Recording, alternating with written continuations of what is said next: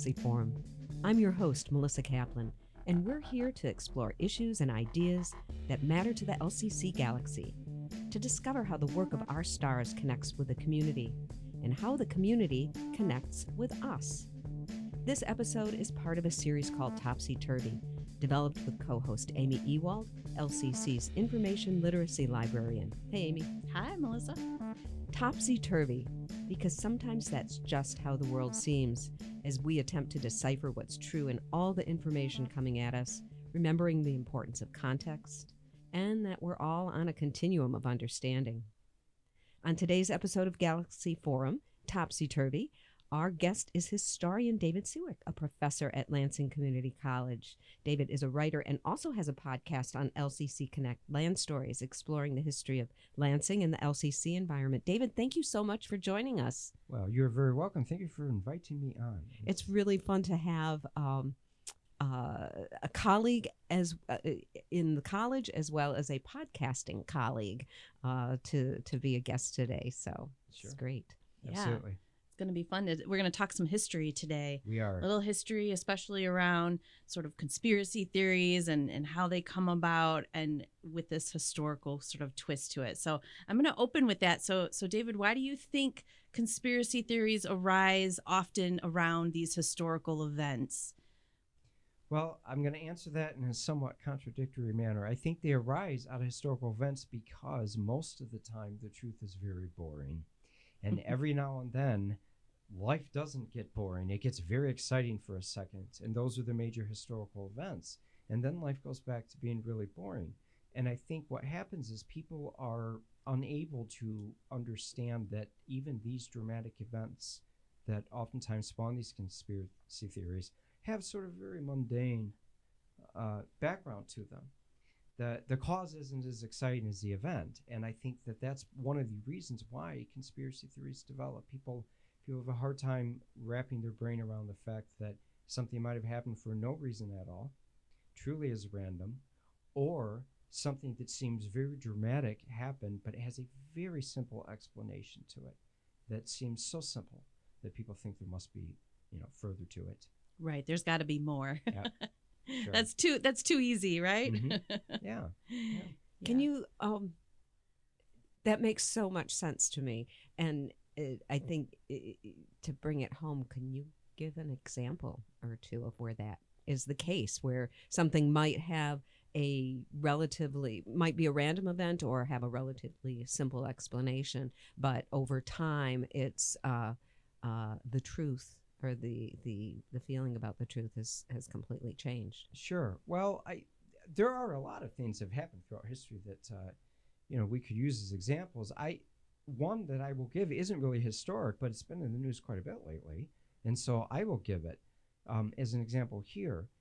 The hurricanes that have hit the southeast of the United States the past month or so, a couple months. We're recording this program, by the way, in November of 2024.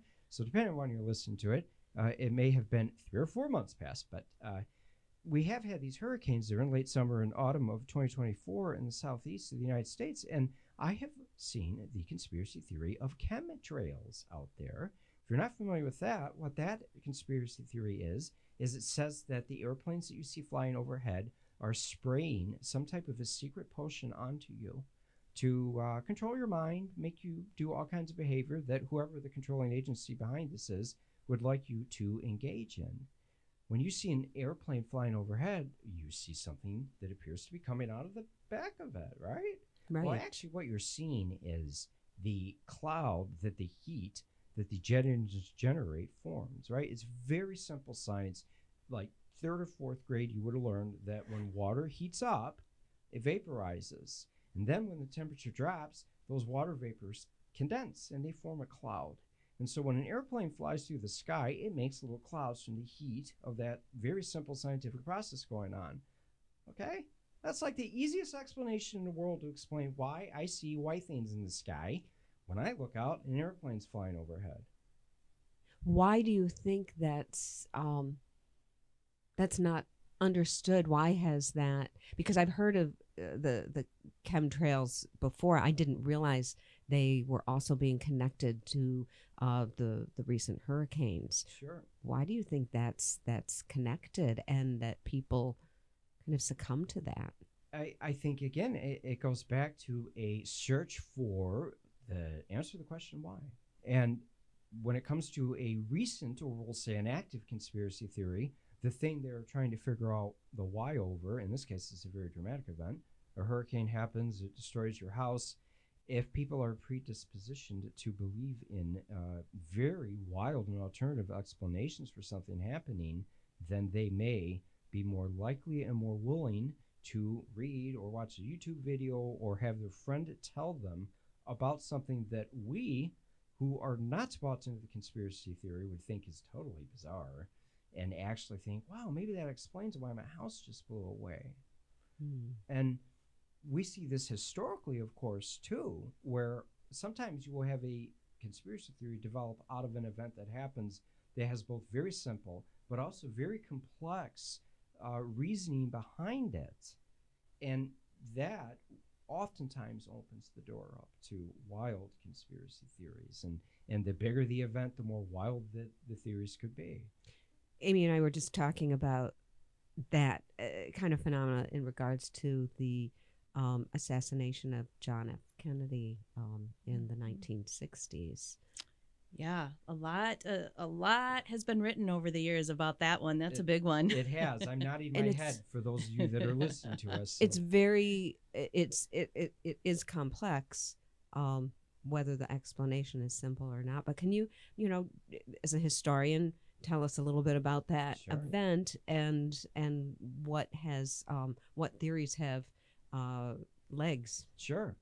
And the Kennedy event it's an example, and it's an event that has many conspiracies behind it. But I think it's an example of a lot of the stuff I just identified, where you have, in that case, it's really a complex situation. You have a historical event that was one of the first to be recorded almost in its entirety in both audio and visual recordings, right? So we have various film clips of the actual assassination itself of Kennedy. We have film clips that show events that happened right after and right before the event. We have a plethora of other sources, written sources and audio recordings, all made at the time, all involving various aspects of things that happened that we could connect to the Kennedy assassination itself.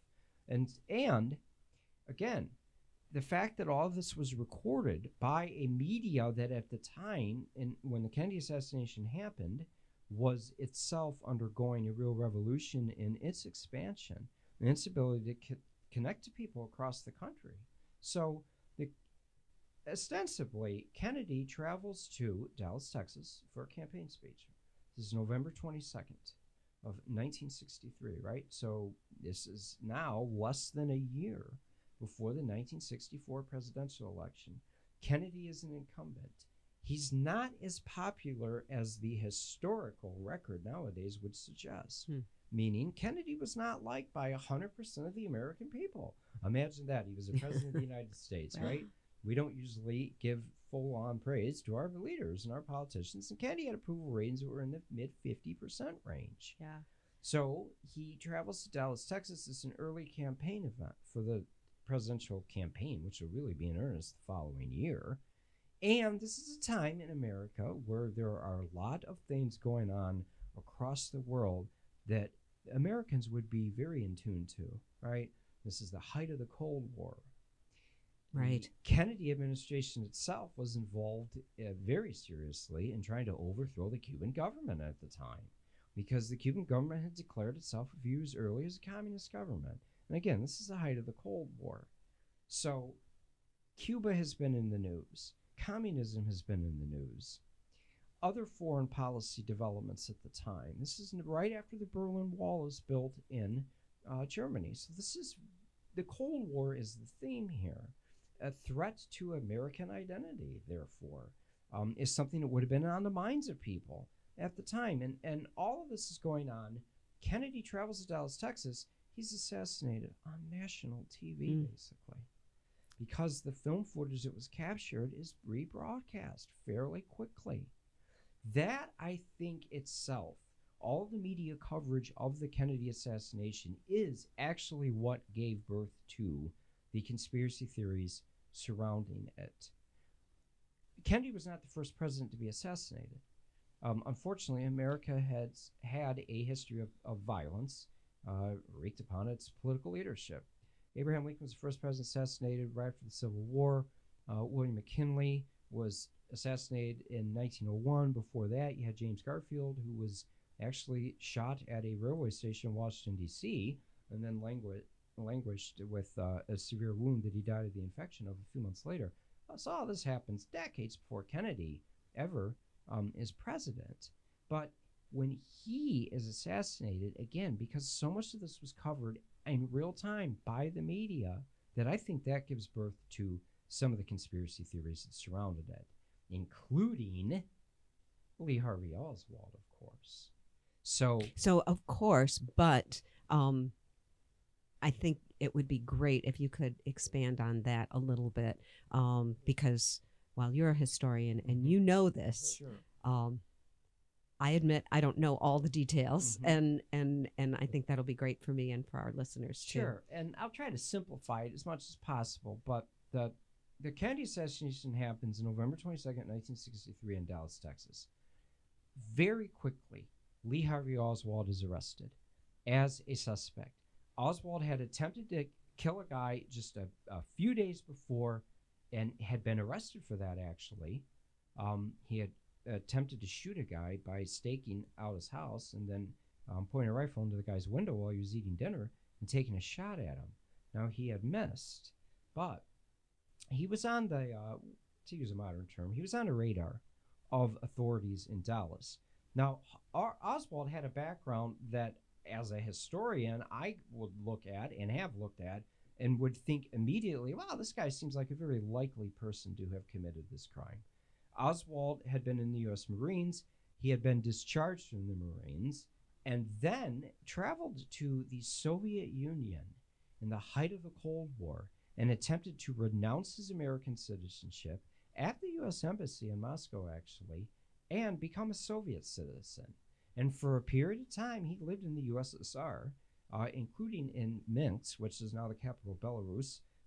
Belarus is its own country. At the time, in the 1960s, it was part of the Soviet Union, which was a communist nation that had declared itself as such and was the second half of the Cold War, the first half being the United States. So for Lee Harvey Oswald to do this at the time was very overtly political. He was making a statement that he wanted to leave the United States and become a communist in Russia. Well, life didn't turn out so good for him in the Soviet Union. He actually ended up leaving the USSR. He claimed that he was frustrated that it wasn't actually the workers' paradise that he had believed it might be. And I'm speaking somewhat sarcastically here, because the Soviet Union was sold, if you will, to its citizens as the communist workers' paradise. And, well, it wasn't.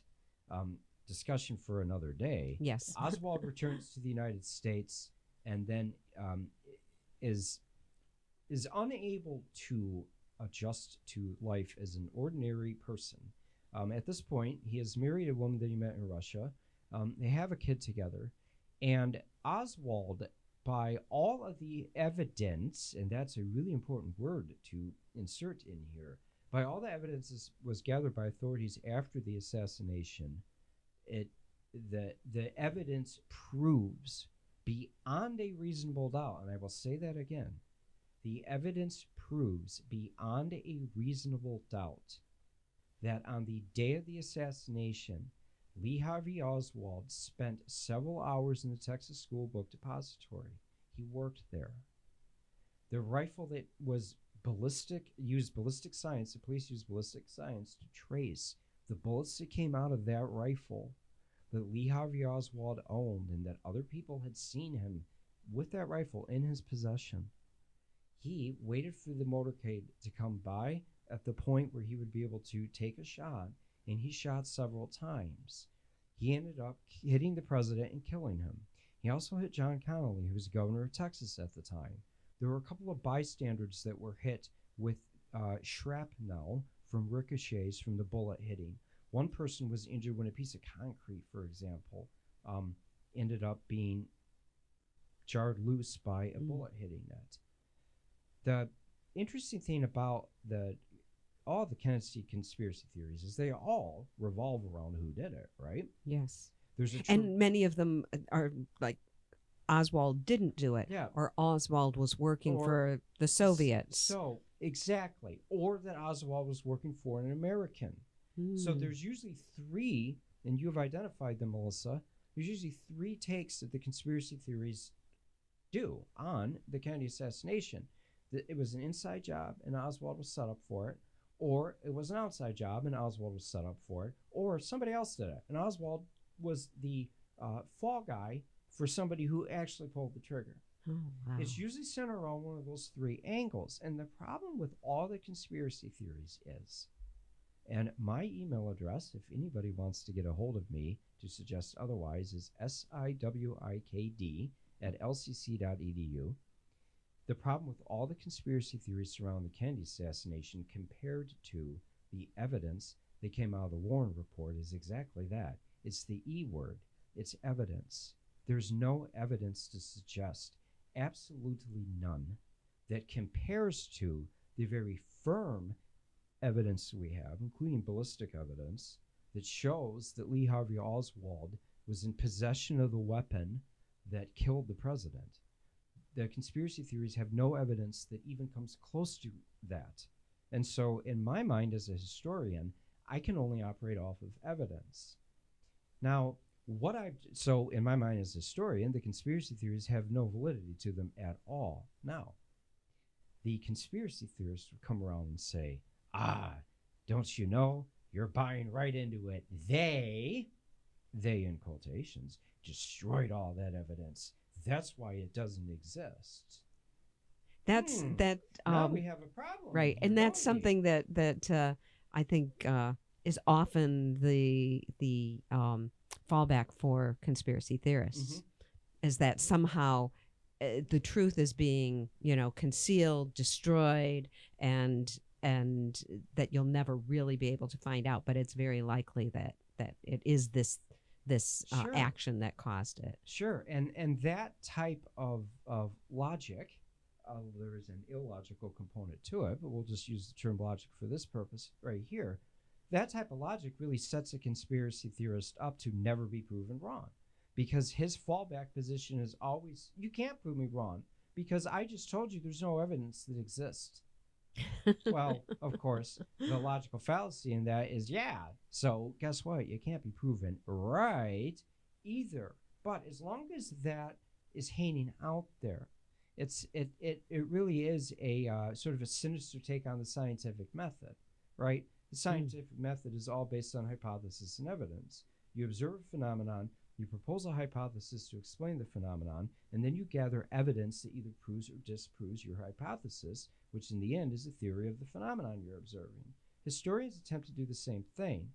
Our phenomena we observe are past events of human behavior, and then the evidence that we have to gather are things that would either prove that that event happened in the way that we think it did, or would prove causality behind it. And that is where the conspiracy theorist is always lacking. He doesn't have the evidence to prove causality, nor does he have the evidence to disprove the alternative theory to his conspiracy. So to take it back to the Kennedy assassination, if I go up to a conspiracy theorist who believes the CIA did this as an inside job, I would ask him, where's your evidence for this? And he would say, well, the CIA would have destroyed any evidence for that, so that's a silly question. Okay, but then I would come back and say, but I have very solid evidence that shows Lee Harvey Oswald owned and possessed the gun that was used to kill the president. And we have ballistic evidence that shows the bullets that came out of that gun were actually the ones that were used to kill the president. How do you counter that evidence? And they can't. They can't. They can't, but it still remains, has a hold on the imagination of so many, and it carries on. I mean, this is 60 years ago. 60 years ago. Sure. And we're recording this episode just a couple of days before the anniversary, actually, too. Right. And I do feel like sometimes we keep getting new evidence, right? A new account or I'm thinking of just last year, one of the Secret Service agents who was there during the assassination released his own book, kind of portraying his side of the story and what he saw as those events that happened that day and leading up to it. So it's always interesting to see sort of these new evidence that comes out, or new accounts, or a new take on it. And then I also think that's kind of going back to your idea about the media, right? And with the JFK assassination, they were saying that the media had actually released the parade route like 3 or 4 days prior to that taking place. So, Oswald would have had a very clear idea of where to be for that day. So, and that's another part of the I'll say the non-conspiracy theorist, the logical, the historian, the type of evidence that he's looking for. That's another example. The media back then, to show you how much times have changed, absolutely broadcast the parade route, and they wanted everybody to show up. Right. The president's coming into town. Why wouldn't we?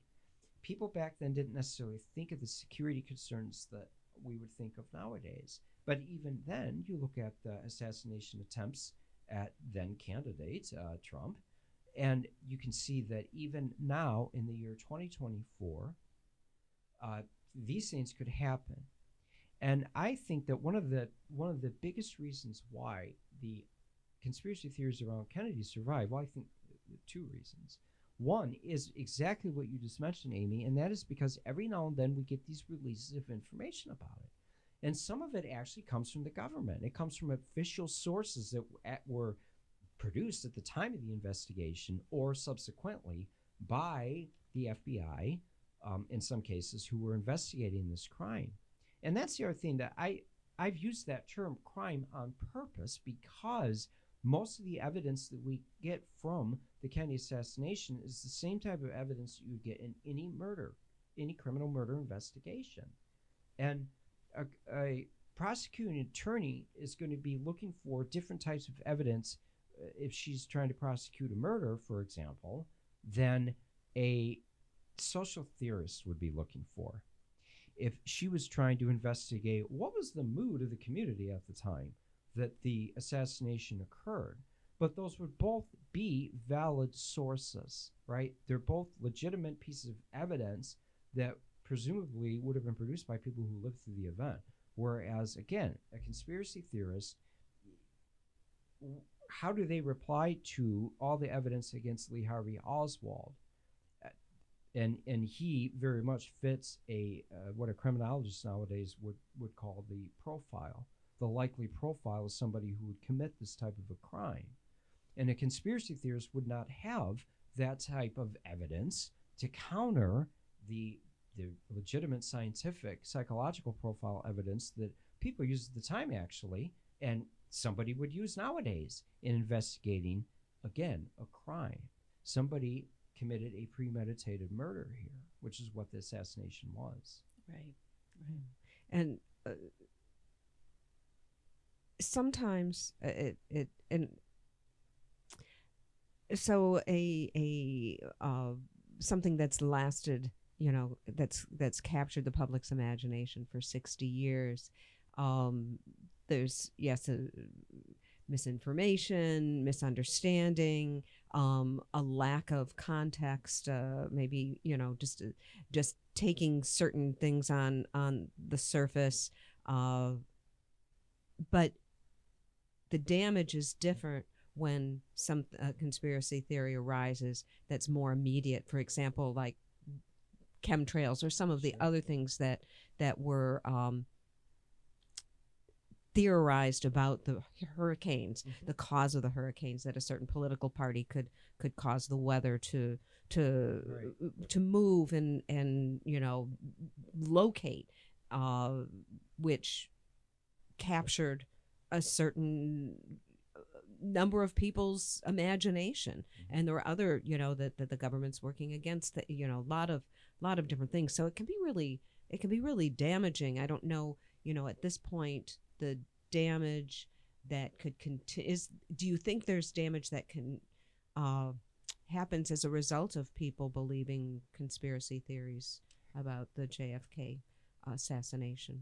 I think there could be. I mean, as a historian, I can see that if people at the time of an event are so bought into illogical explanations for it that they waste all their resources trying to pursue that, then in that case we've damaged the investigation of an incident like this. That's a good point. We would also be doing a great injustice and disservice to anybody who's a victim of a crime or some other bad behavior during a historical event happening if, again, we are focusing on the wrong way of investigating the incident. And, you know, I think of, we'll go back to the example of the chemtrails. You know, hurricanes aren't caused by that, period. I mean, they aren't. And I immediately, my knee-jerk reaction might be to laugh and think, oh, geez, that's kind of silly that somebody would actually believe in that. But that would be a really limiting response to that, because those people actually are really going to be putting themselves in harm's way if Right. they truly believe that. And they would be rejecting true legitimate help that might even save their life if it's coming from the government, believing that the government's actually the one that caused the problem to begin with. So yeah, there could be very serious damages done by continuing to believe in conspiracy theories. And on a broader scale, and this is, I think, part of the reason why, to go back to a point I made right at the beginning about the Cold War and the Kennedy assassination itself, but why so many conspiracy theories developed during the Cold War. And that is because people were living in an environment of fear to an extent. And there was, people were told every day, there was a legitimate threat to your entire existence. The Cold War was a war that was basically fought by both sides, having the belief instilled upon the other side's citizenry that they could wipe them out with the push of a button through nuclear annihilation. And that is a very serious sort of Damocles to be hanging over society's head. When people are living in a fearful state, they're almost always more prone to misinformation because they want to be known that they're going to be safe. Yeah. And so the early 1960s, you also have that going in. And look at times right now that we're living in. We're a very politically charged environment. A lot of people feel threatened. A hurricane is a very real threat to somebody's existence. And then we can see where an outstanding or an existing conspiracy theory could be tapped into and all of a sudden explode into something that is very damaging. Absolutely. That's such a powerful analysis, David. I wish we had more time to delve into more of these with you. I know we will have you back as a guest, and I feel that I feel fortunate. I feel for all of the three of us, we are in a place where we have an opportunity to educate, and I think that's one of the big ways of resisting is to inform, and so hopefully we can all continue to do that. So thank you so much, David Siwik, for joining us, historian with Lansing Community College and LCC Connect podcaster.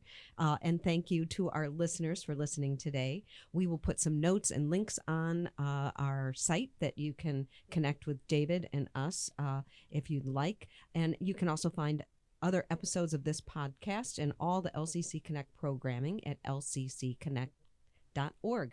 Special thanks to our technical producer today, Dedalian Lowry, and to Andy Callis for composing our theme music. I'm Melissa Kaplan. And I'm Ami Ewald.